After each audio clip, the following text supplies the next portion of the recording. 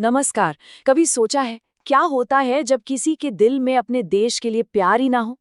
गया प्रसाद शुक्ल स्नेही जी की एक बहुत ही कमाल की कविता है स्वदेश। ये कविता इसी गहरे सवाल का जवाब देती है। तो चलिए आज इसी का विश्लेषण करते हैं। तो कविता की शुरुआत ही होती है एक बहुत गहरे सवाल से। आखिर ऐसा क्या होता है कि एक जीता जागता धड़कता हुआ दिल एक पत्थर में बदल जाए? इसका जवाब वही इस पूरी कविता का सार है, और यही हमें देश प्रेम के असल मतलब तक ले जाता है। तो आगे हम क्या क्या देखने वाले हैं?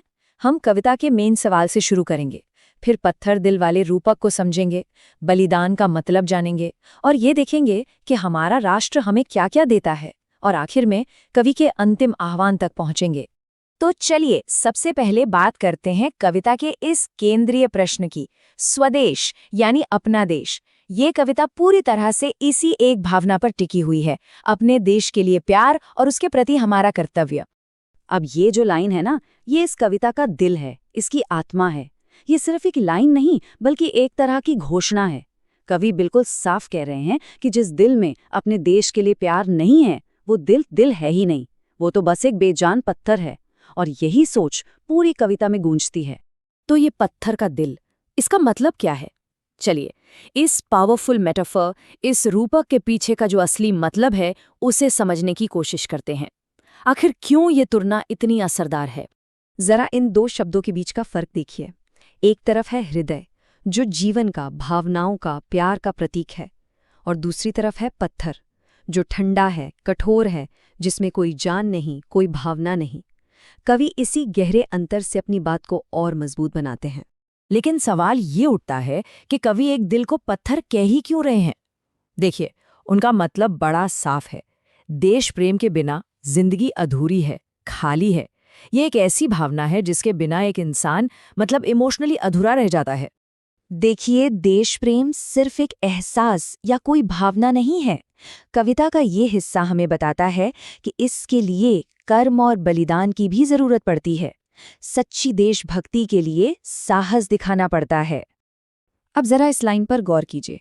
ये सुनने में एक पहेली जैसी लगती है ना? जिसने साहस छोड़ दिया वह पार नहीं पहुंच सकेगा। इसका क्या मतलब हो सकता है? ये सिर्फ फिजिकल हिम्मत की बात नहीं हो रही है।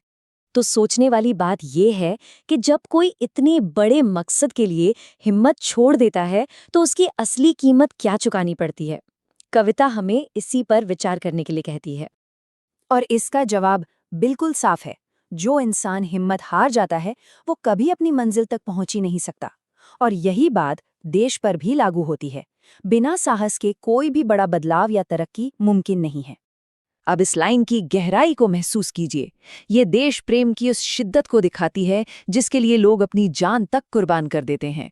ये कहानी उस राष्ट्र की है जिसकी तरक्की और ज्ञान की पूरी दुनिया दीवानी है। मतलब इसका जो गहरा मतलब है वो ये है कि जब किसी देश के लोग अपने देश के लिए जुनून और समर्पण दिखाते हैं तो उस देश का ज्ञान और उसकी तरक्की पूरी दुनिया को प्रभावित करती है। हर एक का बलिदान मिलकर ही एक राष्ट्र को महान बनाता है। तो देश हमसे सिर्फ बलिदान नहीं मांगता, वो हमें देता भी बहुत कुछ है। अब कविता के इस हिस्से में कवि हमें याद दिलाते हैं कि हमारी मातृभूमि ने हमें क्या क्या तोहफे दिए हैं। तो जब हम देश कहते हैं तो उसका मतलब क्या होता है? एक तरफ हमारे गांव हैं, हमारी प्रकृति, हमारी परंपराएं, और दूसरी तरफ हमारे शहर हैं, तरक्की है, आज का विकास है। हमारा देश इन दोनों का ही एक बहुत खूबसूरत संगम है। और कविता में इन तोहफों का जिक्र बिल्कुल साफ साफ मिलता है। ये धरती हमें खाना देती है, ये हमें हमारे पूर्वजों से जोड़ती है, अपने कीमती संसाधन हमें देती है, और सबसे बढ़कर हमें एक घर होने का, एक अपनेपन का एहसास देती है। और अब हम पहुंचते हैं कविता के सबसे दमदार हिस्से पर, इसके क्लाइमैक्स पर। ये एक आह्वान है, एक पुकार है कि हम एक्शन लें और अपनी असली ताकत को पहचानें। और हाँ, सबसे जरूरी बात जो कवि कहते हैं, सब कुछ है अपने हाथों में। उनका मैसेज बिल्कुल क्लियर है। हमें तोप या तलवार की क्या जरूरत है जब हमारी असली ताकत हमारी एकता में है, हमारे अपने हाथों में है। लोगों की जो सामूहिक इच्छा होती है वही किसी भी राष्ट्र की सबसे बड़ी ताकत होती है। तो इस पूरी बातचीत को हम इसी एक सवाल पर आकर खत्म करते हैं। ये कविता हमें ये सोचने पर मजबूर करती है कि आज के इस दौर में अपने देश से सच्चा प्यार करने का, असल में मतलब क्या है, इसके लिए आज किस तरह के साहस और कैसे काम की जरूरत है।